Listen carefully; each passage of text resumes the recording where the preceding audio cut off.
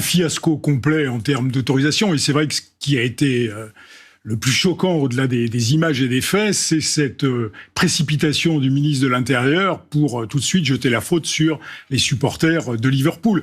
Et d'ailleurs, je note que le président du conseil départemental de Seine-Saint-Denis a fait la même chose en disant il n'y avait pas eu de problème avec les jeunes de Seine-Saint-Denis, c'était les supporters de Liverpool. Écoutez, à l'évidence, toutes les images montrent que le fiasco, il est général, mais il y a aussi une question qui se pose. C'est-à-dire que ces 300 ou 400 jeunes, c'est les chiffres qu'on nous donne, qui se sont sentis suffisamment fort pour forcer les portes du Stade de France, c'est quand même pas rien, sous les caméras du monde entier, qui se filmaient, qui faisaient des selfies, qui diffusent ça sur les réseaux sociaux.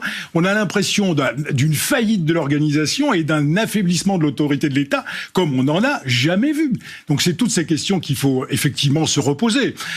Moi, Gérald Darmanin, si vous voulez, j'ai été choqué également que la réunion qui s'est tenue ce matin, je pensais qu'elle se tiendrait au ministère de l'Intérieur. Non, elle s'est tenue au ministère des Sports. Effectivement, on met la patate chaude dans le jardin du ministère des Sports. Enfin, comment est-ce qu'on peut nous expliquer que si vraiment il y a eu une fraude aussi massive aux billets, 30 à 40 000 faux billets, la police n'a rien vu, aucun signal faible, rien, on n'a rien vu. Le RER B était en grève. Il y a eu forcément des reports sur le RER D et donc les accès au stade étaient différents. Personne n'a rien anticipé. Et puis, on a dit que les gens n'étaient pas arrivés suffisamment tôt, mais on les a vus sur les images. Les gens étaient là 3 heures avant le début du match et on a été incapable de gérer quoi que ce soit. Alors, c'est une faillite en termes d'organisation comme on n'en a jamais connu. Et il faudrait quand même que les responsables assument leurs responsabilités. Ça veut dire l'UEFA sur la billetterie, l'État sur, effectivement, les forces de l'ordre, les stadiers qui étaient manifestement en sous-effectif et complètement dépassés. Enfin, il faut vraiment que chacun assume ses responsabilités.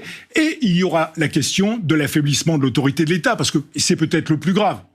Ça fait, le Stade de France est ouvert depuis 98. On sait gérer des manifestations à 80 000 personnes. On en a géré des dizaines et même des centaines, peut-être.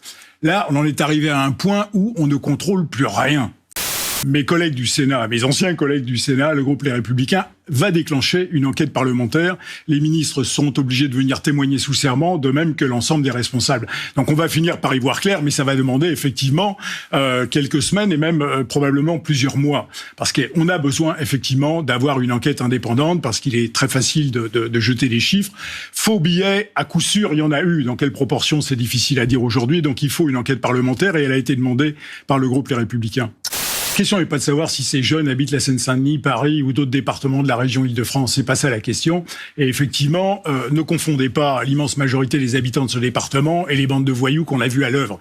Mais la question, c'est celle de l'impunité qui conduit ces jeunes à se comporter comme ils se sont comportés. Et là, je pense qu'il y a une très grande interrogation politique. C'est le signe d'un affaiblissement de l'autorité de l'État. Alors là, on pourrait effectivement en discuter longuement. Mais tant que dans ce pays, effectivement, ce sentiment d'impunité continuera à croître et à galoper, les choses iront en se délitant. Parce que c'est ce qui est en train de se passer. Là, c'est aux yeux et au vu du monde entier. C'est quand même effectivement très embêtant. Et le risque, c'est la récupération politique également. Jordan Bardella qui va organiser cet après-midi une conférence de presse justement en Seine-Saint-Denis. C'est également le risque. Mais arrêtez de focaliser sur la Seine-Saint-Denis. Je comprends bien, on est en pleine période de campagne législative. Mais c'est un problème de la société française tout entière. On a un paquet de jeunes qui sont français pour l'immense majorité ou d'origine étrangère pour d'autres, ou étrangers pour d'autres, et qui effectivement n'ont plus de limites.